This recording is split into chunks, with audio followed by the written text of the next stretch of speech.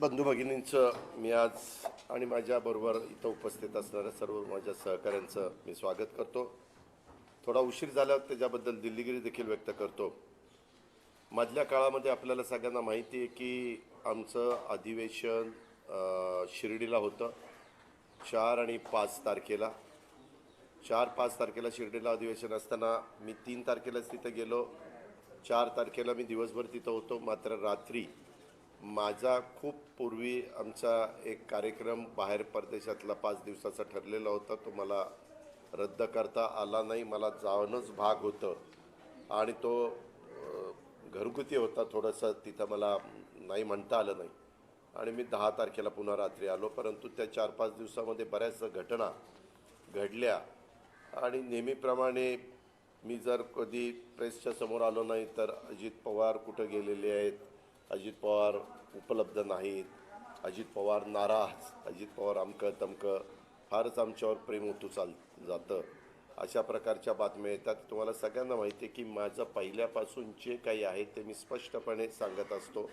कारण आम्ही राजकारणामध्ये असल्यामुळं, आम्ही पब्लिकमध्ये काम करत असल्यामुळं, लोकांच्यात काम करत असल्यामुळं अशा गोष्टी लपून ठेवून आम्हाला त्या ठिकाणी चालत नसतं आणि त्याच्यामुळं माझं सांगण्याची ती पद्धतच असते. त्याच्यामुळं त्या 4-5 दिवसामध्ये ज्या काही घटना घडल्या त्यावेळेस मी इथं नव्हतोच. त्याच्यामुळं त्याच्याबद्दल माझं काही स्टेटमेंट तिथं येऊ शकलेलं नाही आहे.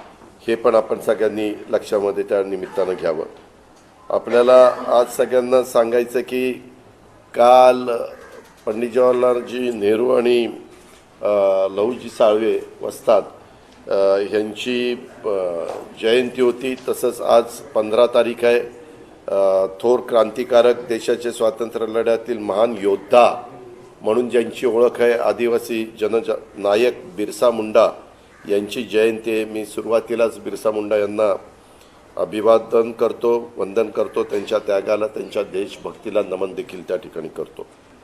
मित्रांनो, आज मला तुमच्यामार्फत महाराष्ट्रातल्या जनतेला सांगायचं आहे, विरोधी पक्ष नेता म्हणून, नागरिक म्हणून, एक या दोन्ही गोष्टीने सांगायचं आहे. तुम्ही पहा, सरकार आल्यापासून, सरकार नवीन होतं, कशा पद्धतीनं सरकार आलं त्याच्या खोलात मी जास्त जात नाही. 40 आमदार कसे बाजूला गेले, 10 पक्षांनी कसा पाठिंबा दिला आणि हे उद्धव ठाकरे साहेबांना तिथनं बाजूला करून एकनाथराव शिंदे साहेबांचं सरकार आलं, त्याबद्दल अजून कोर्टबाजी चाललेली आहे. न्यायालयामध्ये काही मॅटर आहेत, सुप्रीम कोर्टामध्ये आहेत, ते न्यायव्यवस्था त्याचा निर्णय त्या ठिकाणी देईल. पण त्यावेळेसपासून प्रशासन म्हणावं असं काम होताना दिसत नाही. प्रशासन पूर्णपणे ठप्प झालं आहे. कारण सुरुवातीला बऱ्याच काळ हे दोघंच मुख्यमंत्री उपमुख्यमंत्री होते. त्यावेळेस त्या दोघांच्यावर संपूर्ण राज्याचा लोड होता. त्याच्यानंतर काही दिवसांनी मंत्रिमंडळाचा विस्तार केला, 18 लोकांना बरोबर घेतलं, 20चं मंत्रिमंडळ झालं. तेव्हा आपणच पत्रकार मित्रांनी साधारण माहिती घेतलेली होती की किती लोकांनी चार्ज घेतला आणि किती लोक आज आपल्याकडे दिलेल्या डिपार्टमेंटवर नाराज आहे म्हणून अजून चार्ज घ्यायला काकू करतात, हेही आपण पाहिलं. मित्रांनो, मी पण माझ्या अनेक वर्षाच्या कारकिर्दीमध्ये 32 वर्षाच्या सरकारमध्ये काम केलेलं आहे. उपमुख्यमंत्री पदापर्यंत काम केलेलं आहे, वेगवेगळ्या महत्त्वाच्या खात्यावर काम केलेलं आहे. आम्ही बैठका वगैरे घेत असताना कशा पद्धतीनं बैठका चालायच्या, वेळेला बैठका चालायच्या, बैठका रद्द होत नव्हत्या, अधिकाऱ्यांना ताटकळत बसावं लागत नव्हतं. परंतु आता तसं अजिबात होत नाही. अक्षरशः आपल्या म्हणजे महाराष्ट्रात या सरकारच्याकडनं पोलीस विभाग आणि महाराष्ट्राचं प्रशासन हे देशामध्ये चांगलं प्रशासन म्हणून ह्या प्रशासनाची ओळख. परंतु सरकार आल्यापासून पोलीस विभागामध्ये तर प्रचंड तणावाखाली काम करतोय. काल मी ज्यावेळेस पुण्यातले कार्यक्रम उरकून आमचे सहकारी जितेंद्र आव्हाडांना भेटायला गेलो होतो, त्यावेळेस आमचे तिथले शहराचे अध्यक्ष आनंद परांजपेंना पण मी फोन केला, मी तिथं येतो. तिथं गेल्यानंतर पत्रकार मित्रांनो, अनेक लोकांनी मला भेटून सांगितलं की दादा, इथं आमचं पोलीस ऐकूनच घेत नाही. पोलिसांना वरिष्ठ पातळीवरून फोन येतात आणि एखाद्यावर अन्याय होत असला तरी पोलीस लोक तिथं बोलून दाखवतात, ऑफिसर बोलून दाखवतात, आमचा नाईलाज आहे, आमच्यावर प्रेशर आहे. ह्या सगळ्या गोष्टी घडतात. हे महाराष्ट्राला भूषणावं अजिबात नाही। आज अशा तणावामध्ये जर पोलीस यंत्रणा काम करत राहिली किंवा मंत्रालयातील सचिव दर्जाचे आणि इतर कर्मचारी हे सुद्धा मोठ्या तणावात काम करतात, कारण त्यांना डायरेक्ट आदेश येतात। डायरेक्ट आदेश सीएम ऑफिसमधून आल्यानंतर वास्तविक सरकार चालत असताना त्याचं बजेट करावं लागतं, त्याचे धोरणं ठरवावे लागतात, कार्यक्रम राबवावा लागतो, त्याच्यामध्ये अर्थसंकल्प किंवा वेगवेगळ्या प्रकारचे पुरवणी मागण्या आपण मंजूर करतो, त्या सगळ्या गोष्टी कराव्या लागतात। तसं काही न होता एवढं त्यांच्यावर प्रेशर येतं की आता वरिष्ठांनी आदेश केलेले आहेत, प्रमुखांनी आदेश केलेले आहेत, ते ताबडतोब काम झालं पाहिजे। आज हे पण मंत्रालयातले सचिव दर्जाचे अधिकारी आणि वरिष्ठ अधिकारी हे प्रचंड तणावामध्ये काम करतायत। जनतेचा विश्वास आज देखील आपण बघितलं तर पोलिसांच्यावर आहे। करोनाच्या काळामध्ये आम्ही स्वतः पाहिलं की करोनाच्या काळात पोलीस ज्यावेळेस थोडी कडक भूमिका घेत होते आणि नागरिकांना सांगत होते, नागरिकांनी प्रतिसाद दिला, पोलिसांचं ऐकलं आणि जनतेचा विश्वास आज पोलीस विभागावर आणि प्रशासनावर आहे। परंतु आता गेल्या 4 महिन्यामध्ये तुमच्या माझ्या राज्यामध्ये चाललेली परिस्थिती अशीच जर राहिली, त्याच्यामध्ये मुख्यमंत्र्यांनी आणि उपमुख्यमंत्र्यांनी हे दोघांचं काम आहे। काही बाबतीमध्ये सरकार चालवत असताना कठोर निर्णय घ्यावे लागतात, काही आपल्या जवळच्यांचं चुकत असेल तर त्याला स्पष्टपणे सांगावं लागतं किंवा तुमचं हे चुकतं, हे दुरुस्त झालं पाहिजे, नाहीतर आम्हाला मग वेगळी भूमिका घ्यावी लागेल। तसं आज होताना दिसत नाहीये। जर पोलीस विभाग आणि प्रशासनावर जनतेचा विश्वास आहे परंतु हीच परिस्थिती राहिली तर राज्याचं चित्र गंभीर व्हायला वेळ लागणार नाही। त्यामध्ये पोलीस विभागाचे तसंच सचिव दर्जाच्या प्रशासनाने आपली भूमिका देखील कणखरपणे मांडली पाहिजे आणि या राज्यावर देशातील जो आपला राज्याचा नावलौकिक आहे तो ढासळून देता कामा नये। कारण काय IAS आणि काही IPS अधिकारी हे CMच्या DCMच्या जवळचे असतात, त्यांनी तिथं जाऊन त्यांना किंवा साहेब हे लवकर जर नाही केलं दुरुस्त तर अडचणीचं होणार आहे, सर्वांनाच अडचणीचं होणार हे सांगितलं पाहिजे असं माझं स्पष्ट मत आहे। आणि तशा पद्धतीनं पुढच्या गोष्टी व्हाव्यात आणि जी महाराष्ट्राची यशवंतराव चव्हाण साहेबांनी घालून दिलेली परंपरा आहे, घडी आहे, ती घडी विस्कटून न देता हे सत्ताधारी पक्षाचे लोकप्रतिनिधी कुठं चुकत असतील, मंत्रिमंडळातले सहकारी कुठं चुकत असतील तर त्यांना स्पष्ट सांगितलं पाहिजे। पत्रकार मित्रांनो, दिवाळीच्या आधी आमची दिवाळी बारामतीमध्ये ओळीनं 4-5 दिवस असते। वर्षानुवर्ष आम्हाला जसं समजतंय तसं ती परंपरा चालत आलेली आहे। तिथं जायच्या आधी मुख्यमंत्र्यांची वेळ तुम्हाला आठवत असेल मी वर्षावर घेतलेली होती।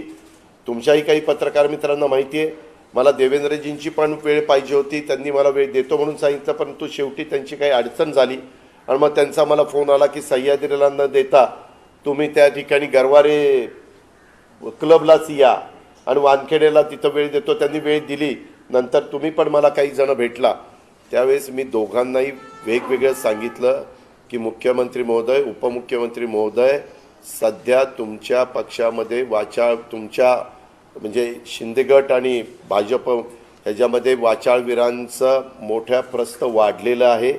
काहीही बोलतायत, बाकीच्या प्रवक्त्यांनी काय बोलावं तो पक्षाचा अधिकार आहे, त्याच्यामध्ये मला टीका टिप्पणी करण्याचं काही कारण नाही। पण ज्या प्रकारे मंत्रिमंडळातील सहकारी बोलतायत ह्याच्यातून मंत्रिमंडळाची पण प्रतिमा खराब व्हायला त्याच्यातनं मदत त्या ठिकाणी होते। लोक ऐकून घेत असतात, पाहत असतात आणि लोक ते लक्षामध्ये ठेवत असतात। हे दुरुस्त केलं पाहिजे। काही सहज बोलून जातात, तुम्ही पण ते ऐकलं की आपण चहा पाहिजे का, चहा पाहिजे का, आपण काय म्हणतो की कुणाला चहा पाहिजे असेल तर चहा घ्या, पाणी पाहिजे असेल तर पाणी घ्या, कॉफी पाहिजे असेल तर कॉफी घ्या, कुणीच काहीच घेत नसेल तर दूध घ्या। आपण असं म्हणत नाही तुम्ही दारू पिता का असं विचारत नाही, पण तिथपर्यंत मजल आणि ते म्हणतात नाही सहज मी तसं केलं। हे नाही चालत। तुम्ही आता सहज बोलायला नागरिक नाहीये, तुम्ही राज्याचे प्रतिनिधी आहात, तुम्ही मंत्री आहात, तुम्ही शपथ घेतलेली आहे, काही तुमच्यावर जबाबदारी आहे। त्याही काळामध्ये मधी अब्दुल सत्तार आमची भगिनी सुप्रियाच्याबद्दल काही बोलले, विनाशकाली विपरीत बुद्धी हेच त्यांना बोललं पाहिजे. काय आपण बोलतोय, कशा पद्धतीनं बोलतोय, आपल्याला काही मंत्री केलं म्हणजे काही वेगळं काही झालं का? मंत्रिपद मिळत असतात, मंत्रिपद जात असतात, कोण आजी असतं, कोण माजी असतं, परंतु शेवटी सगळे आपण नागरिक आहोत. संविधान, कायदा, घटना, नियम ह्याचा सगळ्यांनी आदर करायचा असतो. पण तशा पद्धतीनं ह्यांच्या अनेकांच्या गोष्टी चुकतायत. तुम्ही बघा, मध्ये अंबरनाथ येथे दिवसाढवळ्यात 2 गटात गोळीबाराची घटना घडली. कशावरून? तर बैलगाडा शर्यतीवरून. अरे, बैलगाडा शर्यतीवरून जर दिवसाढवळ्यात 2 गटात गोळीबाराची घटना होतात, सरकार काय करते, पोलीस यंत्रणा काय करते? त्याच्यामध्ये ठाणे जिल्ह्यामध्ये किसन नगर म्हणून भाग आहे, तिथं ठाकरे गट आणि शिंदे गट यांच्यात मोठा राडा झाला. असे राडेबाजी करून नाही चालणार. ह्याच्यातनं पोलिसांना बाकीच्यापेक्षा ह्याच गोष्टीचं लक्ष द्यावं लागेल. आज कितीतरी लोकांना मी आता अधिवेशनाच्या निमित्तानं प्रश्न विचारलेल्या माहितीच्या स्वरूपात माहिती अधिकारात माहिती मागवलेली आहे. किती लोकांना Y+ दर्जा आहे, त्याची खरंच Y+ दर्जाची त्यांना गरज आहे का? काही काहींचा कन्वॉय, मी उपमुख्यमंत्री होतो, परंतु मी जर जास्त गाड्या असल्या तर सांगतो की हो नका, गाड्या कमी करा.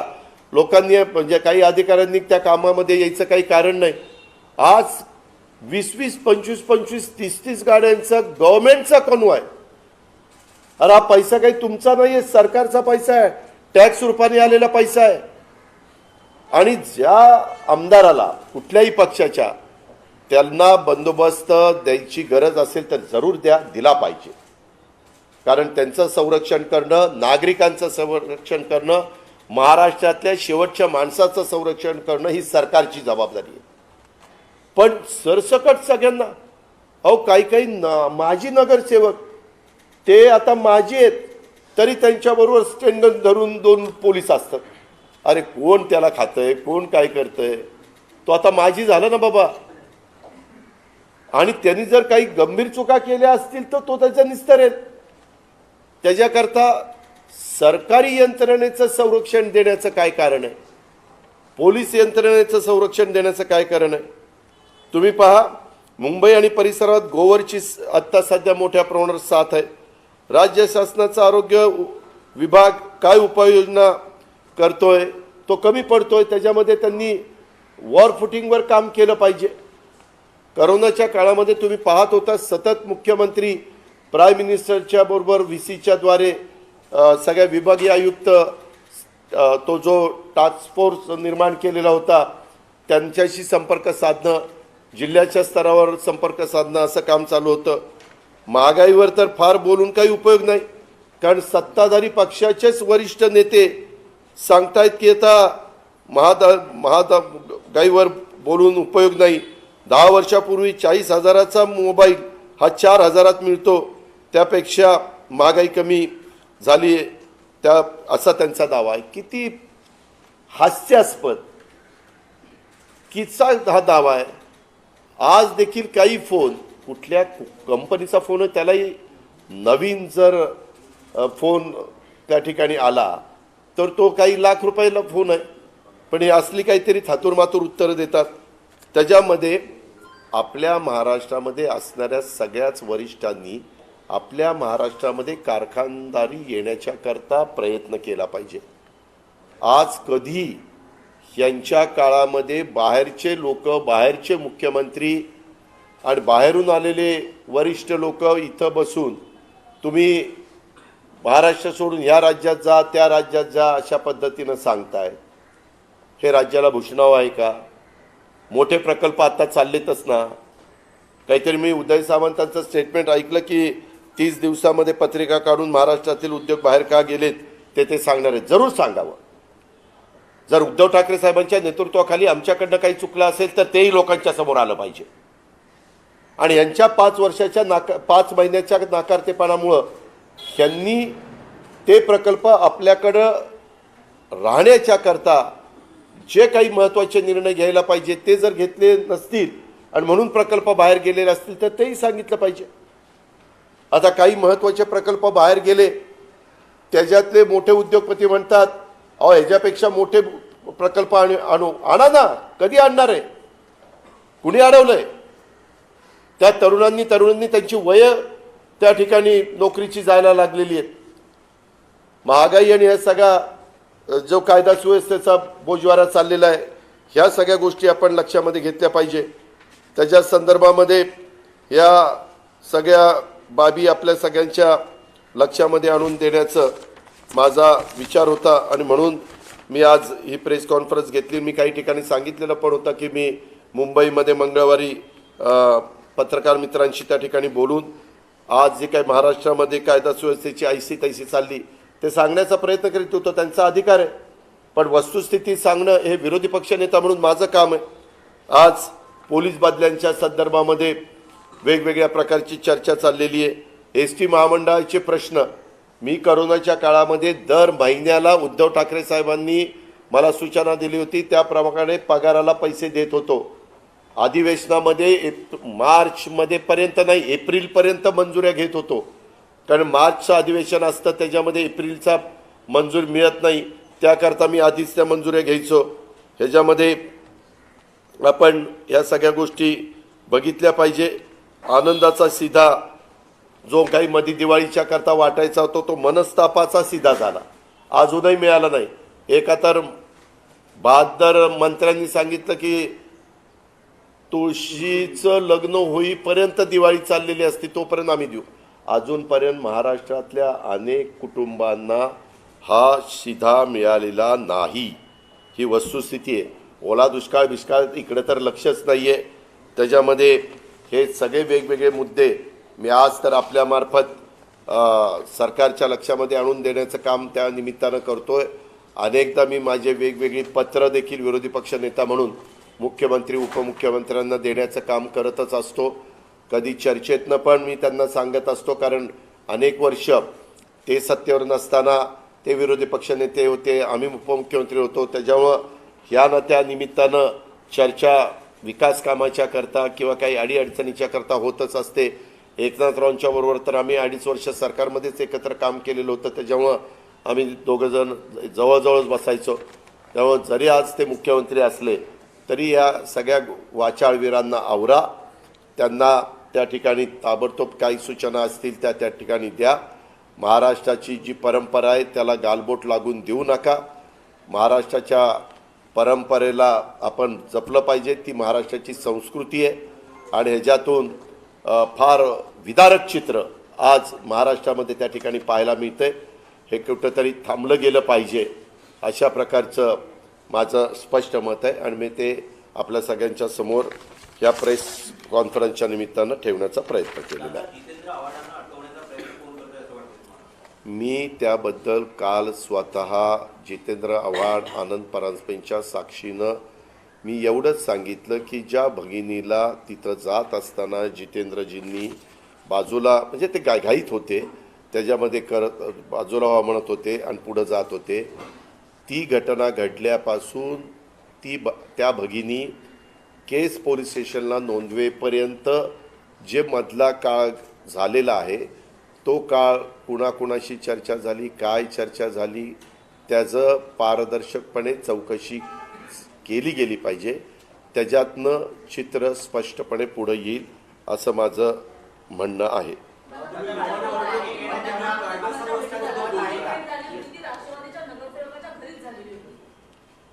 कुठली?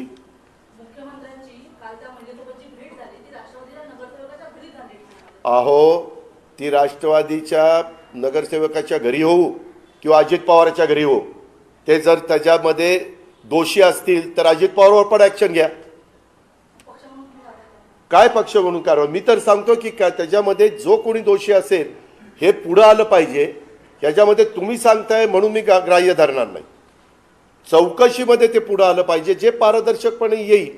मी तर नेहमी सत्तेवर असताना देखील मी माझ्या कार्यकर्त्यांना सांगत असतो, तुम्ही चुकला, आम्ही सरकारमध्ये असताना चूक झाली आणि ते तुम्ही कायदा हातात घेण्याचा प्रयत्न केला तर मी कारवाई करण्याला मागं पुढं बघणार नाही. ही माझी मतं आहेत नेहमीची. एक मिनिट,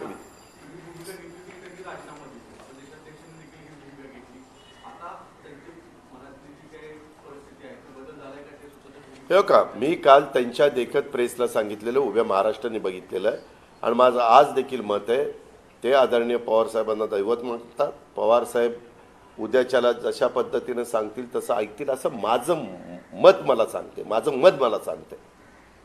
मी काल हे बोलून दाखवलं. हां, राज्यातले अनेक उद्योग बाहेर गेले आहेत आणि अशा प्रकारचे प्रयत्न थांबवण्याचे या सरकारने केले नाही असं मत आहे. आता राज्यपाल मात्र अशा प्रकारचा प्रयत्न करत आहे की अनेक महाराष्ट्रातल्या ज्या छोट्या छोट्या संघटना आहेत ज्या उद्योगामध्ये काम करतात ते उत्तराखंडच्या ज्या संघटना त्यांच्यासोबत एक टायअप करून इथले उद्योग आणि छोटे छोटे उद्योग घेऊन जाण्याचा प्रयत्नाचा एक सामंजस्य करार का झाला आहे. मी त्या संदर्भामध्ये मगाशी बोलत असताना राज्यपाल महामहिम राज्यपाल हे पद फार मोठं आहे, मानाचं आहे. मी बोलताना काय म्हणलो, काही वरिष्ठ काही परराज्यातले मुख्यमंत्री पण येऊन आपल्याकडे बैठका घेतात. अर्थात आपल्या घटनेप्रमाणे भारताच्या संविधानाप्रमाणे कुठल्याही आपल्याही मुख्यमंत्र्याला उपमुख्यमंत्र्यांना जम्मू काश्मीरमध्ये तिकडे केरळमध्ये तामिळनाडू पंजाब सगळीकडे जाऊन भेटता येतं बोलता येतं. परंतु उद्याच्याला मुख्यमंत्री आणि उपमुख्यमंत्री जे त्या त्या राज्याचे असतात त्याच्यामध्ये तिथलं वातावरण इतकं चांगलं उद्योगधंद्यांना पोषक आणि कामगारांच्यावर अन्याय न होणारं असं असलं पाहिजे. एक तिथं स्टॅबिलिटी असली पाहिजे की जेणेकरून बाहेरचे लोक जरी कुणी काही सांगायला लागले तरी देखील तिथल्या लोकांनी सांगितलं पाहिजे नाही आम्हाला महाराष्ट्रातच राहायचं आहे, आम्हाला दुसरीकडे कुठं जायचं नाही. त्याच्यामुळं अशा वरिष्ठ पातळीवरच्या व्यक्तींनी महाराष्ट्रामध्ये राहून असा प्रयत्न करू नये असं मी मगाशीच सांगितलं.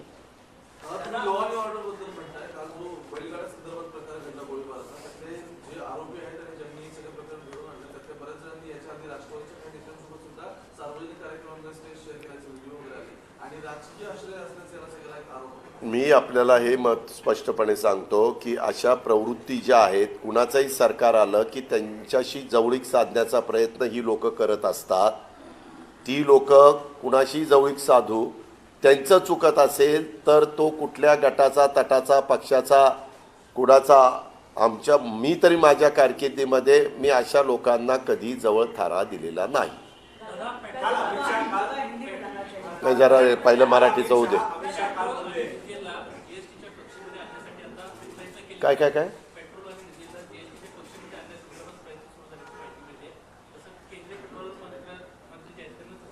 हो का त्यांनी काय करावं हा त्यांचा अधिकार आहे.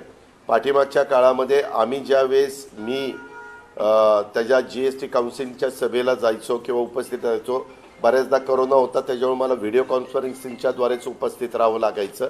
तिकडून ते मीटिंग त्या ठिकाणी घ्यायचे. त्यावेळेस आम्ही बहुतेक जण सांगायचो की व पेट्रोल आणि डिझेल सध्या आणू नका, सध्या हे बाकीचं सगळ्या गोष्टी करा आणि नंतर जर देशानेच वन नेशन वन टॅक्स असा निर्णय घेतला तर शेवटी जो निर्णय होईल तो सगळ्यांना मान्य करावाच लागतो. काल अमित शहानी म्हटलं आहे की संजय राऊत बाबत बोलताना कुणाच्या संजय राऊत बाबत काल अमित शहानी बोलले की हे कायद्याचं सरकार आहे आणि कायद्यानुसार सगळं चालतं. मग कायदेशीर कारवाई संजय राऊतवर झाली आहे. कोर्टात अनेक मॅटर पेंडिंग आहे त्यामुळे जे काही त्यांना दिलासा मिळाला आहे त्याबाबत अजूनही शासन का असं वाटतं तुम्हाला काय वाटतं? ते देशाचे गृहमंत्री आहेत. माझ्यापेक्षा त्यांना त्याच्यातली जास्त बारकाईनं माहिती असणार. त्याच्यामध्ये मी संजय राऊत साहेबांना सकाळी वाढदिवसाच्या निमित्तानं शुभेच्छा देण्याच्याकरता फोन केलेला होता. परंतु इतर काही गोष्टी मला त्यात बोलता आल्या नाही कारण फोन ज्यावेळेस ज्याचा वाढदिवस असतो ते इतके व्यापात असतात, एवढे कामात असतात किंवा एवढे त्यांना फोन येत असतात. त्याच्यामुळं मला त्याच्याबद्दल मी काही अधिकारवाणीनं सांगणार नाही कारण देशाच्या गृहमंत्र्यांनी सांगितलेलं असल्यानंतर मी त्याच्यावर काय बोलणार. जेव्हा अब्दुल सत्तार जाहीरपणे आणि 2 दिवस त्यांचे जे काही शिवीगाळ केली दाखवली जात होती, तक्रारी पण होत होत्या, त्यांच्यावर कारवाई होत नाही किंवा गुन्हा पण दाखल झाला नाही. तर आता जे काल जे घडलेल्या प्रकारात तुम्ही जसं म्हटलं मधला गॅप शोधून काढायला पाहिजे जी तक्रार झाली त्याच्यामध्ये. तर त्यामध्ये असं वाटतंय का की गुन्हा लगेच दाखल होतो कसा FIR होते त्यानंतर चौकशी होते त्यानंतर गुन्हा दाखल होतो आणि हे प्रकरण म्हणजे एकूण कायदा सुव्यवस्थेचा विषय म्हटला तर मग परत काल बावनकुळे असं म्हणाले की जे आव्हाडांना मदत करतील त्या सगळ्यांना अटक करा. हो का गुन्ह्यामध्ये आव्हाडांना मदत करत असताना आम्ही कुठं चुकलो तर आमच्यावर ॲक्शन घ्या. कायद्यापेक्षा कुणी श्रेष्ठ नाही ताई. जर कुणी कायद्याला संविधानाला जर कुठं धक्का लावण्याचं काम करत असेल, आम्ही काही चुकीचं करत असू तर आम्ही पण चुकीचं नाही केलं पाहिजे,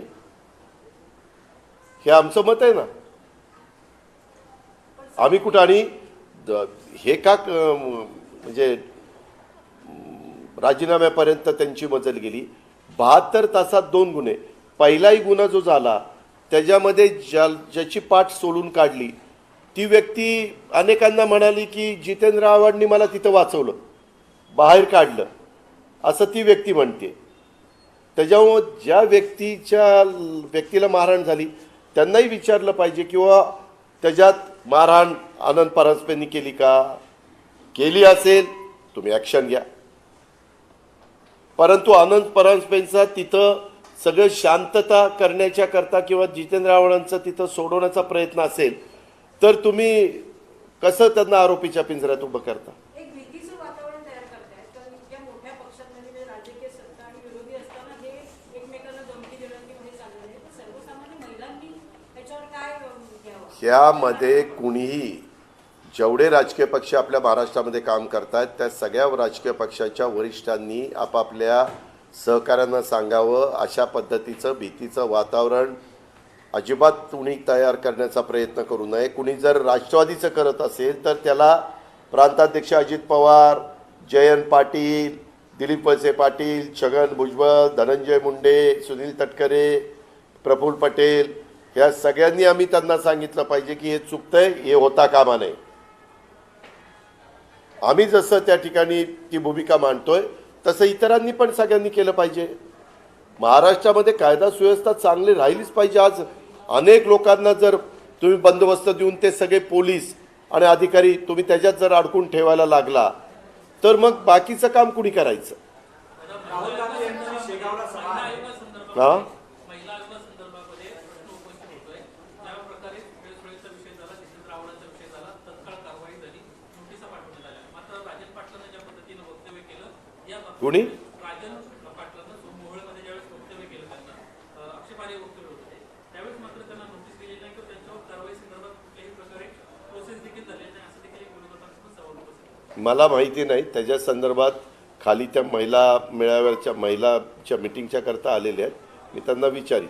परंतु मला जे काही त्यांचा स्वभाव माहिती आहे, कुठेही महिलांच्यावर अन्याय झाला तर महिला आयोगाने त्याच्या संदर्भातला त्या बाबतीमध्ये निर्णय घेतला गेला पाहिजे. शेगावमध्ये भारत जोडो यात्रेची एक रॅली आहे. राहुल गांधी त्या रॅलीला संबोधित करणार आहे. सगळ्या विरोधी पक्षांना एकत्र करण्याचा त्या ठिकाणी प्रयत्न आहे. राष्ट्रवादी काँग्रेस पक्षाकडून कोणी जाणार आहे का? आता शरद पवार साहेबांना पण निमंत्रण दिलं आहे, उद्धव ठाकरे साहेबांना पण निमंत्रण दिलं आहे, तुम्हाला पण निमंत्रण आहे. तुम्ही मला निमंत्रण अजून मिळालेलं नाही आहे. मला स्वतःला निमंत्रण मिळालेलं नाही आहे आणि ज्यांना आमच्या वरिष्ठांना मिळालेलं असेल तर वरिष्ठ त्याबद्दलचा निर्णय घेतील. नथुराम गोडसे यांच्या पुण्यतिथीनिमित्त शौर्य दिनाचं आयोजन केलं. असं वाटत नाही की नथुराम गोडसे उद्यापित अहो बरोबर आहे, आम्ही हे तर सांगून दमलो आहे. आम्ही सरकारमध्ये असताना पण अशा पद्धतीनं काही प्रवृत्ती अशा लोकांचं उदात्तीकरण करतात, अशा लोकांचं गवगवा करतात. हेच तुमच्या माझ्या देशाच्या अखंडतेला धोक्याचं आहे. हेच संविधानाला अडचणीचं होणार आहे. ह्याच्यातूनच समाजामध्ये तेढ निर्माण होणार आहे. हे नाही केलं पाहिजे. जर आपल्याला सत्ता मिळवण्याच्या करता जर इतक्या खालच्या पातळीवर जाऊन कुणी जर राजकारण करायला लागलं तर दुर्दैव आहे आपल्या सगळ्यांचं. दादा, संजय राऊत यांना ईडीकडनं न्याय प्रक्रियेमध्ये दिलासा मिळाला, त्यांना जामीन मिळाला. त्यानंतर चर्चा सुरू झाली की अनिल देशमुख आणि नवाब संदर्भातली. आता तुमच्या पक्षाने सुद्धा काही पदाधिकाऱ्यांनी असं मत व्यक्त केली की नुसतं राष्ट्रवादीच्या नेत्यांना दिलासा दिला जात नाही न्याय व्यवस्थेकरणाचा. हा तर आरोप कितपत योग्य आहे? दुसरा मुद्दा की अदृश्य पद्धतीचे हात संजय राऊतांच्या मोठीला धरून आहे, असे देखील एक राजकीय वर्तुळात चर्चा. या संदर्भामध्ये ज्या कुणावर अन्याय होतो ते वकील चांगले लावतात आणि ते त्या पद्धतीनं कोर्टाच्या समोर आपली बाजू मांडून तिथं बेल मिळण्याच्या करता प्रयत्न करत असतात. जो प्रयत्न संजय राऊत साहेब पण करत होते. संजय राऊत साहेबांचा प्रयत्न होत असताना कोर्टाने काही यंत्रणेच्या बाबतीमध्ये काही वक्तव्य केलेलं आहे, हे पण आपल्या सगळ्यांच्या पाहण्यात आलेलं आहे. आणि त्याच्यातनं त्यांना दिलासा मिळालेला आहे. हे अनिल देशमुखांना पण हा मिळावा म्हणून त्यांचा प्रयत्न चालू आहे. सगळेजण प्रयत्न त्या ठिकाणी करतायत. तीच गोष्ट नवाबाईंच्या बाबतीमध्ये प्रयत्न करणं हे आपल्या हातात आहे. शेवटी न्याय व्यवस्था ही सर्वोच्च आहे. अंतिम निर्णय त्यांनी घ्यायचा असतो. आनंद शिला 513 कोटी रुपयांचं वाटप करण्यात आलं असा दावा काय? आनंद शिलामध्ये 513 कोटी रुपयाचं टेंडर काढण्यात आलं. जवळपास 50% पेक्षा कमी आनंद शिला पोहोचलं आहे. यामध्ये कुठे ना कुठे तुम्हाला असं वाटतं की भ्रष्टाचार मी त्याच्याबद्दलची पूर्ण माहिती मागवलेली आहे.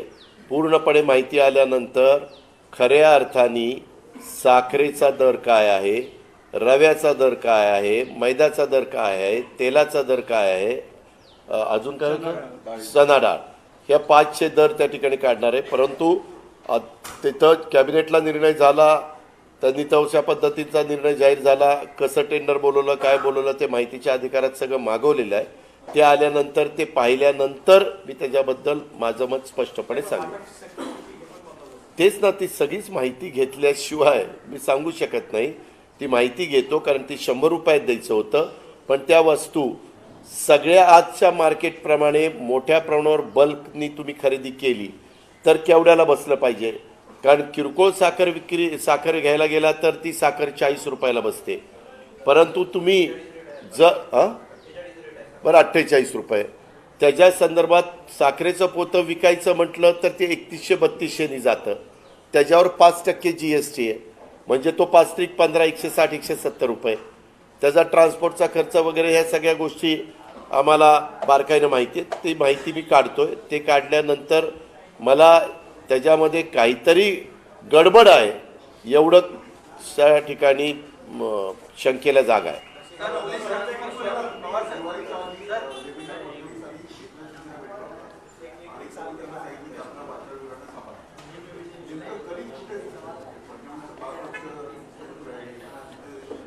नाही, त्याच्यानंतर मी दिवाळीमध्ये त्या दोघांना शुभेच्छा देण्याच्याकरता फोन केलेले होते. परंतु माझा त्यांचा संपर्क होऊ शकला नाही. त्याच्यानंतरच्याही काळामध्ये मी आमचं शिबिर आणि बाहेर गेलेलो होतो. मी 10ला आलेलो आहे. मी आता आज उद्या त्यांच्याशी पुन्हा संपर्क साधणार आहे.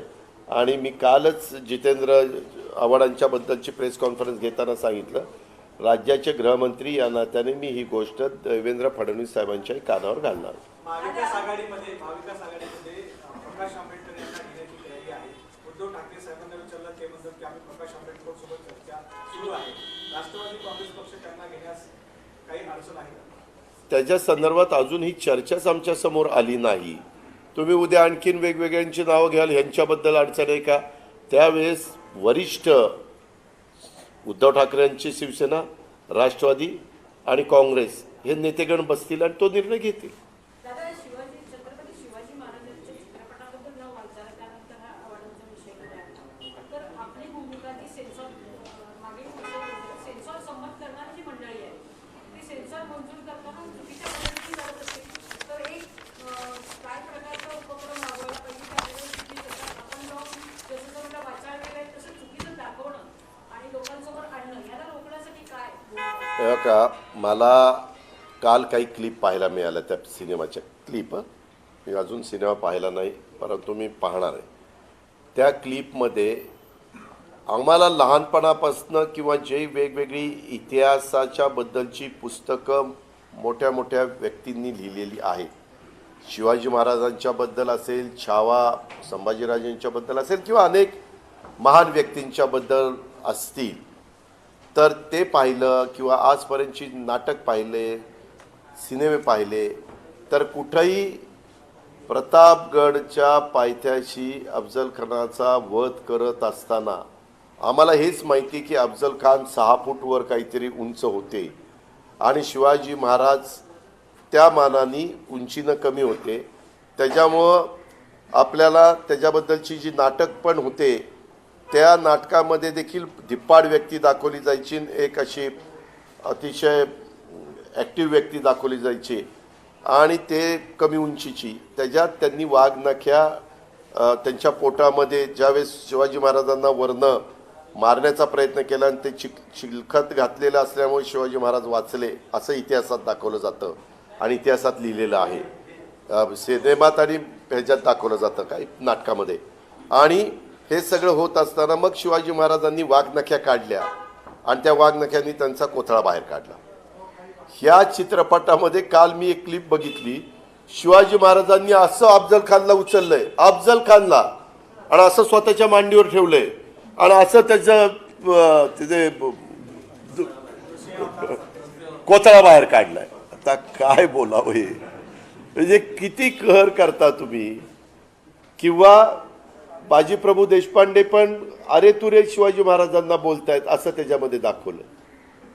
अरे तुम्ही ह्या प्रकारे असं दाखवून आज शिवाजी महाराजांच्या बद्दल उभ्या महाराष्ट्राला आदर आहे.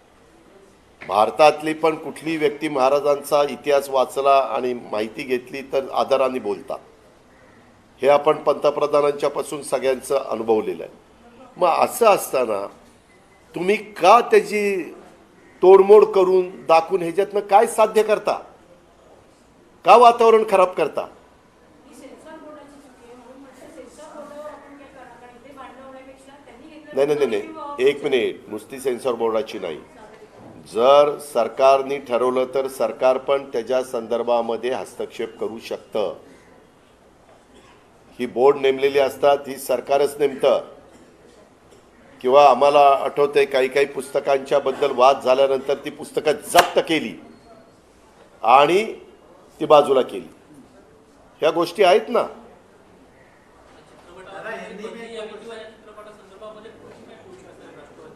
नाही नाही मी आपल्याला सांगतो की त्याच्या संदर्भात आमचं एवढीच भूमिका आहे. राष्ट्रवादी नाही, अनेकांची, शिवप्रेमींची आणि महाराष्ट्रातल्या अनेकांची, सहकाऱ्यांची, मी अनेकांशी बोललो. जे काही इतिहासामध्ये घडलेलं आहे, ज्याची नोंद आहे, त्याला कुठंही फाटे फोडून वेगळं दाखवण्याचा प्रयत्न करू नये. कारण ते शिवाजी महाराज आहे. शिवाजी महाराज प्रत्येकाच्या मनातलं दैवत आहे. आमचा अभिमान आहे, आमचा स्वाभिमान आहे. त्याच्यामुळं ह्या पद्धतीनं वातावरण खराब करण्याचं काम हे कुणी निर्मात्यांनी, दिग्दर्शकांनी आणि त्या संबंधित असणाऱ्या कुणीच व्यक्तीने करू नये. जर आता ती चूक लक्षात आणून दिलेली असेल तर ताबडतोब ती मागे घ्यावी. बऱ्याचदा हिंदी चित्रपट किंवा देशात दाखवलेल्या चित्रपटामध्ये काही भाग वगळला जातो आणि त्याच्यात दुरुस्त करून काही पुन्हा दाखवलं जातं. काही नावं बदलली जातात. का तर बाबा लोकांचा विरोध आहे. हे झाले ना. अहो मी काल बघितलं साहेब, मी काल बघितलं. भाषण केलं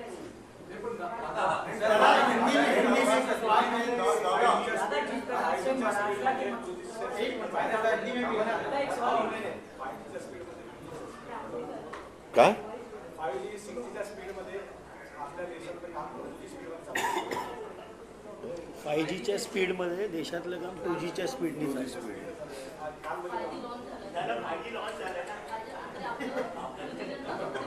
नाही नाही, हे आता तुमचं मत असेल. मी माझं जे सांगायचं ते सांगितलेलं आहे. दादा जानना है कि आप कह रहे हैं कि इस समय महाराष्ट्र की पुलिस सरकार के दबाव में काम कर रही है, तो क्या जितेंद्र अवार्ड पर जो कार्रवाई हो रही है वो भी उसी के तहत है? इसके पहले आप लोग कहना था कि केंद्र सरकार के दबाव में ईडी और वो सब काम कर रहे हैं, क्या राज्य सरकार का उसके बारे में जितेंद्र अवार्ड मेरे साथ थे, आनंद परांजपे जी मेरे साथ थे.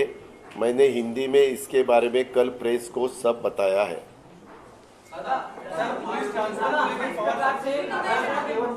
चित्रपटाला राज ठाकरे यांचा व्हाईस ओव्हर आहे. त्यांच्या राजकीय नेत्यांनी, त्यांच्या वेगवेगळ्या पदाधिकाऱ्यांनी जोरदार समर्थन केलं. परत नंतर जितेंद्र आव्हाड यांनी संबंधित कार्यकर्ते जाऊन मारहाण केल्यानंतर सुद्धा मनसेकडे प्रचंड मी काल काल या संदर्भामध्ये पहिल्यांदा पाहिलं आणि त्याच्यानंतर आजच मी सकाळी इकडे आलो आणि तुमच्याशी बोलतोय. मी जरूर आज उशिरापर्यंत राज ठाकरे साहेबांशी पण बोलून की हे जे काही गोष्टी दाखवलेल्या आहेत ह्याच्या संदर्भामध्ये त्यांच्या अखत्याऱ्यामध्ये जर काही गोष्ट असेल आणि त्यांना ती पटत असेल तर बाबा तुम्ही त्याच्यामध्ये हस्तक्षेप करा. त्याच्यामध्ये हा पक्ष तो पक्ष वगैरे असा भेदभाव करण्याचं काहीच कारण नाही. कारण शिवाजी महाराज सर्वांचे होते.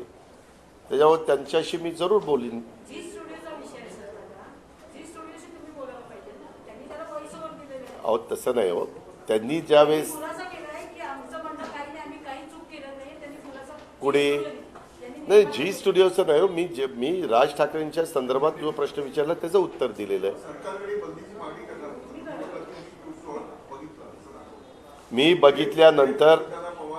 मी बघितल्यानंतर माझ्या बघण्यात मी काही ज्यांना इतिहासाचं ज्ञान आहे, ज्यांना माझ्यापेक्षा अधिकची माहिती आहे, अशा लोकांना पण बरोबर घेऊन ते बघीन आणि त्याच्यामध्ये आमच्या सगळ्यांचं एकमत झालं तर जरूर राज्याचा विरोधी पक्ष नेता म्हणून मी मुख्यमंत्री उपमुख्यमंत्र्यांना भेटून त्या संदर्भामध्ये हे तातडीनं थांबवा, हे आपल्या महाराष्ट्राला मानवणारं नाही, अशा पद्धतीचा इतिहासामधल्या झालेल्या घटनांचा तोडमोड करून दाखवण्याचा वेगळा जो प्रयत्न चालला आहे हा आपल्याला भूषणावं नाही, महाराष्ट्राला परवडणार नाही असं मी जरूर सांगेन. दादा एक सवाल हिंदी में जाना चाहिए, जिस प्रकार से महाराष्ट्र के मंत्री अब्दुल सत्तार ने सुप्रिया साहिब के खिलाफ जिस प्रकार के शब्द का इस्तेमाल किया है, उस बयान को लेकर आप किस तरह से देखें? और दूसरा सवाल क्या है, इस विषय को लेकर आपने महाराष्ट्र के मुख्यमंत्री से बात की? इसके बारे में मैंने महाराष्ट्र के मुख्यमंत्री, ये तो हुआ, ये बाद में हुआ, लेकिन उससे पहले दीपावली को मेरे गांव बारामती जाने से पहले मैंने खुद दोपहर को मेरे ख्याल से 12-1 बजे वर्षा पे मैंने जाके खुद सीएम साहब को मिला था, और रात को 8 बजे या 8:30 बजे मैं वानखेड़े स्टेडियम के बाहर को गरवारे क्लब है वहाँ मैंने डीसीएम के साथ मीटिंग की. वहाँ मैंने दोनों को बताया कि आप अभी राज्य के चीफ मिनिस्टर और state minister deputy chief minister हो, तो उसके बारे में अपने अपने पार्टी के जो भी मिनिस्टर्स है, यानी शिंदे गट के मिनिस्टर और बीजेपी के मिनिस्टर, तो बीजेपी के मिनिस्टर को देवेंद्र जी ने बताना चाहिए और इनको एकनाथ शिंदे जी ने बताना चाहिए. ये कुछ भी स्टेटमेंट कर रहे हैं, उस स्टेटमेंट वो एज अ कैबिनेट मिनिस्टर के नाते ऐसे स्टेटमेंट आने के बाद लोगों के मन में संभ्रम निर्माण हो जाता है, वो रुकवाना चाहिए, वो अपने को बिल्कुल होना नहीं चाहिए. इसके बारे में मैंने उनके साथ बात की थी, नंबर 1. दूसरा जो वो अब्दुल सत्तार के बारे में, सुप्रिया के बारे में जो कुछ घटना हुई उसके बारे में विनाशकाले विपरीत बुद्धि, ऐसा हम अब्दुल सत्तार जी को कह सकते हैं. और ये बिल्कुल क्या होता है, इसने पूरा वातावरण खराब हो जाता है. आज महाराष्ट्र में जो मेन इशू है वो मेन इशू को अपने को ज़्यादा से ज़्यादा ध्यान देना चाहिए, और वो उसमें से रास्ता निकालने की कोशिश गवर्नमेंट ने भी करनी चाहिए, और अपोजिशन का जो काम रहता है उसके बारे में वो भी अपोजिशन ने काम करना चाहिए. ये मेरा खुद का कहना है. दादा जिस प्रकार से हमने देखा आपके मंत्री के खिलाफ छेड़छाड़ का मामला हालांकि प्रोफेसर किया, वहीं इनके ही मंत्री जो बात कर अब्दुल सत्तार जिस प्रकार से महिला के खिलाफ अपशब्द का इस्तेमाल करते हैं, इनके खिलाफ कोई मामला नहीं दर्ज नहीं हुआ. क्या कहीं ना कहीं सरकार या पुलिस और नेताओं पर नहीं, वो तो गलत हो रहा है. इसीलिए तो मैंने आज की प्रेस कॉन्फ्रेंस ली. मैंने ये बताया कि महाराष्ट्र की पुलिस, आईएएस ऑफिसर की लॉबी और हमारी आईपीएस ऑफिसर की लॉबी और आईएएस ऑफिसर की लॉबी, हमारा जो प्रशासन है, एडमिनिस्ट्रेशन है, वो इतना बढ़िया है कि यशवंतराव चौहान साहब ने जैसे शुरू में 1960 से इसको एक रास्ते से आगे जाने के लिए जो रास्ता दिखाया है, वही रास्ते से वसंतराव नाईक चले, वसंत दादा चले, पवार साहब चले, शंकरराव चौहान जी चले, बहुत से आज तक जो विलासराव देशमुख थे, बहुत से मिनिस्टर थे, वो आज तक चले. ऐसा कभी हुआ नहीं, वैसा नहीं होना चाहिए. इसीलिए इन दोनों ने ध्यान देना चाहिए. हमारा यही कहना है कि अभी ये चीफ कौन है, एकनाथराव शिंदे और देवेंद्र फडणवीस साहब, चीफ मिनिस्टर और डिप्टी चीफ मिनिस्टर साहब. तो उन्होंने ये जो गलतियां हो रही है उसको रुकवाना चाहिए. उसके बारे में उन्होंने उनके मिनिस्टरों को, उनके विधायकों को, उनके कार्यकर्ताओं को सबको क्लियर बताना चाहिए, और वो जैसे उनको बताना चाहिए ऐसे हम बोलते हैं, हमने भी उद्धव ठाकरे साहब ने उनके कार्यकर्ताओं को बताना चाहिए, मैंने जयंत पाटिल जी ने, भुजबल साहब ने हमारे राष्ट्रवादी को कार्यकर्ताओं को बताना, विधायकों को बताना चाहिए। कांग्रेस के बाला साहेब थोरात, अशोक चौहान, नाना पटोले ने उनके विधायक और कार्यकर्ताओं को बताना। किसी ने भी इसमें गलती पार्टी के, किसी के पार्टी में गलती नहीं होनी चाहिए, भले वो रूलिंग पार्टी में हो या अपोजिशन में हो, ऐसा मेरा कहना है। दादा, भारत जोड़ो यात्रा चल रही है, उसमें सभी विपक्षी पार्टियां एक साथ आते हुए दिख रही है। बीजेपी का समर्थन हासिल कर रहे हैं राहुल गांधी जी। क्या आपको न्योता दिया गया है? शेगांव में रैली होने वाली है। मुझे अभी तक न्योता नहीं मिला, लेकिन हमारे पवार साहब को मिला था, सुप्रिया को मिला था, जयंत पाटिल जी को मिला था। वो सब वो रैली में, पवार साहब उनका थोड़ी तबीयत खराब थी इसीलिए नहीं गए, लेकिन जितेंद्र रावत, सुप्रिया, हमारे पार्टी के प्रमुख जयंत पाटिल, ये सब उसमें गए। मुझे अभी तक न्योता नहीं आया है, बार बार मैं बोल रहा हूँ। सर, पुलिस ट्रांसफर को लेकर के आपने भी सवाल उठाया कि वहाँ पे कुछ इस तरह की अफवाहें चलने की गलत चीज़ों का क्या? नहीं, उसके बारे में ऐसी अफवाहें सुनने को मिलती है।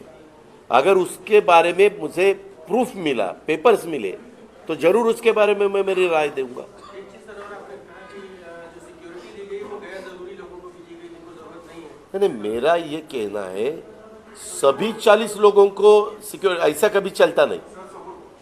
हमने भी पार्टी में बहुत साल काम किया है, गवर्नमेंट में बहुत साल काम किया है। हमारी पार्टी और कांग्रेस पार्टी 1999 से 2014 तक रूलिंग पार्टी के नाते उन्होंने काम किया।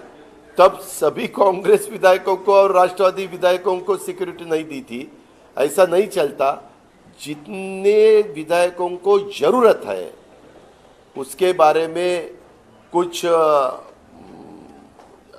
मालूमात मिली होगी पुलिस डिपार्टमेंट को, और पुलिस डिपार्टमेंट की एक कमेटी रहती है, वो कमेटी उसके बारे में तय करती है कि किसको सिक्योरिटी देनी चाहिए, Z+ किसको देनी चाहिए, Z किसको देनी चाहिए, Y+ किसको, Y किसको, ऐसे अलग अलग उसमें कैटेगरी है, वो किसको देनी चाहिए, वो तय करते हैं। वैसा अभी नहीं हो रहा है, ऐसा मेरा कहना है। दादा, एक सवाल ये है कि देवेंद्र फडणवीस सवाल उठा रहे हैं कि उद्धव ठाकरे ने हमसे बेईमानी की थी और आज हमने उनसे बदला लिया। हर जगह यही बयान कर रहे हैं। क्या बेईमानी की? अभी उन्होंने मेरे बारे में तो नहीं कहा है ना, उन्होंने उद्धव जी के बारे में कहा है। उद्धव जी को पूछो कि वो ऐसा बोल रहे हैं, आपका क्या कहना है? मेरा कहना है कि मुझे कुछ भी मालूम नहीं, बेईमानी किए भी मालूम नहीं, और ये क्या दूसरा शब्द आपने डाला, बदला, ये भी मुझे मालूम नहीं। वो उनका दोनों का अंतर्गत मामला है, उसके बारे में मैंने ज़्यादा कुछ बात करने की ज़रूरत नहीं। लेकिन एक सही है कि हमने, हमारे लीडरों ने राष्ट्रवादी कांग्रेस पार्टी और शिवसेना का जो गठबंधन किया, ये गवर्नमेंट लाया था, वो अच्छी तरह से चलाने की कोशिश हमने पूरी की। आखिरी चीज़ है, विनायक थैंक यू।